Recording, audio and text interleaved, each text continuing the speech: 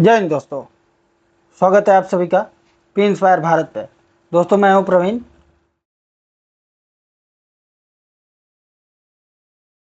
भारत के प्रधानमंत्री श्री नरेंद्र मोदी रूस के शहर कजान में ब्रिक्स समिट के लिए पहुंच चुके हैं। एक बिंदु पे सबकी नज़र पड़ी हुई है पश्चिमी देशों की, वो है भारत के प्रधानमंत्री श्री नरेंद्र मोदी।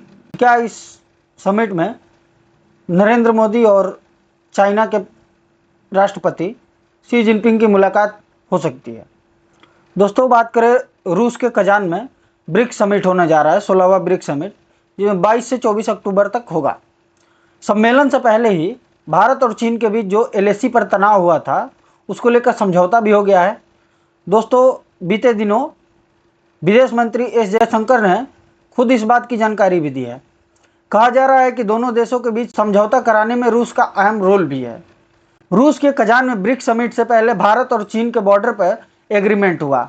दोनों देशों के बीच एलएसी पर जो पेट्रोलिंग होती है उसको लेकर सहमति भी बनी। इस समझौते को पीएम नरेंद्र मोदी और चीन के राष्ट्रपति शी जिनपिंग के बीच संभावित मुलाकात से पहले पूर्वी लद्दाख में जारी सैन्य गतिरोध के समाधान की दिशा में एक बड़ी सफलता के रूप में भी देखा जा रहा है। अच्छा दोस्तों, बात करें कि रूस ने भारत चीन को एक टेबल पर लाया। बीते दिनों भारत के विदेश सचिव विक्रम मिस्त्री के मुताबिक हाल में भारत और चीन के मंत्रियों के बीच कई दौर की बैठक भी हुई। मिस्त्री ने कहा, भारत और चीन के राजनयिक एवं सैन्य वार्ताकार पिछले कई हफ्तों से विभिन्न मंचों पर एक दूसरे के करीबी संपर्क में भी रहे हैं। राष्ट्रीय सुरक्षा सलाहकार जो कि अजीत डोभाल जी हैं, वो सितंबर के दिनों में रूस भी गए थे। अजीत डोभाल की चीनी विदेश मंत्री वांग यी से मुलाकात भी हुई थी। डोभाल और वांग यी ने रूस के शहर सेंट पीटर्सबर्ग में विवाद पर जल्द समाधान करने के लिए बातचीत भी की थी और दोनों पक्ष पूर्वी लद्दाख में टकराव वाले बिंदुओं से पूर्ण सैन्य वापसी के लिए तत्काल प्रयास करने का सहमत भी जताया था। बैठक में डोभाल ने वांग यी से कहा भी था कि द्विपक्षीय संबंधों को सामान्य करने के लिए सीमावर्ती क्षेत्रों में शांति एवं स्थिरता और एलएसी सम्मान आवश्यक है। तब रूस की मीडिया ने इस पर खूब चर्चा भी किया था। रूस ने भारत और चीन को एक टेबल पर लाने की कोशिश की। अच्छा दोस्तों, इसको एक बात समझें कि रूस कोई दूध का धुला है नहीं, ऐसे नहीं लाया। इसके पीछे रूस का स्वार्थ भी है इस वक्त, क्योंकि रूस पश्चिमी देशों को यह दिखाना चाह रहा है कि आप जो कर रहे हैं हम वो नहीं अब करेंगे और हम आपकी आर्डर को नहीं मानेंगे और एक नया वर्ल्ड ऑर्डर बनाने जा रहे हैं। इससे रूस का ऐसा करने का पीछे एक बहुत बड़ा मकसद ये है कि पुतिन नहीं चाहते हैं कि भारत और चीन आपस में लड़ें। दोनों बीच देशों के बीच में अगर तनाव कायम रहता है तो इससे ब्रिक्स भी कमजोर होगा। भारत और चीन के बीच तनाव से रूस को यह नुकसान होगा कि भारत की पश्चिमी देशों से करीबी और बढ़ जाएगी और रूस के लिए बहुत जरूरी था कि ब्रिक्स समिट में पीएम मोदी, जिनपिंग और दोनों देशों के साथ व्लादिमीर पुतिन फोटो जरूर खिंचवाएं।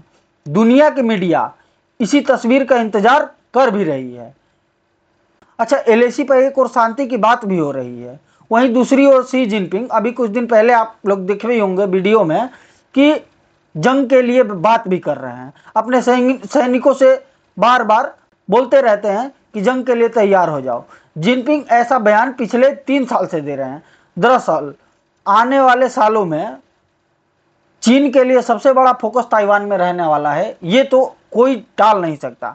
क्योंकि दोस्तों बात करें इस वक्त तो अमेरिका और पश्चिमी देश जो हैं जितने, उन सब का ध्यान इस टाइम कहीं ना कहीं मिडिल ईस्ट, जैसे कि इजराइल हमास, इजराइल ईरान, इन सब की लड़ाई में है और दूसरा रूस और यूक्रेन की जंग में।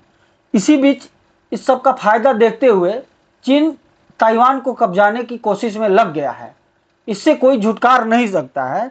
इसी सब को देखते हुए चाइना ये भी सोच रहा है कि अगर हमारे एक बॉर्डर भारत पे तनाव रहेगा, भारत वाले बॉर्डर पे, तो हमें ताइवान से लड़ाई करने में दिक्कत होगी। इस सब को देखते हुए भी चाइना भी राजी हो गया है और इसके साथ भारत के साथ समझौता करने के बाद रूस भी इससे खुश हो गया है। धन्यवाद दोस्तों, और मैं आप सभी से ये कहना चाहूँगा कि आप लोग हमारे चैनल को सब्सक्राइब करें, शेयर करें, लाइक करें। जय हिंद।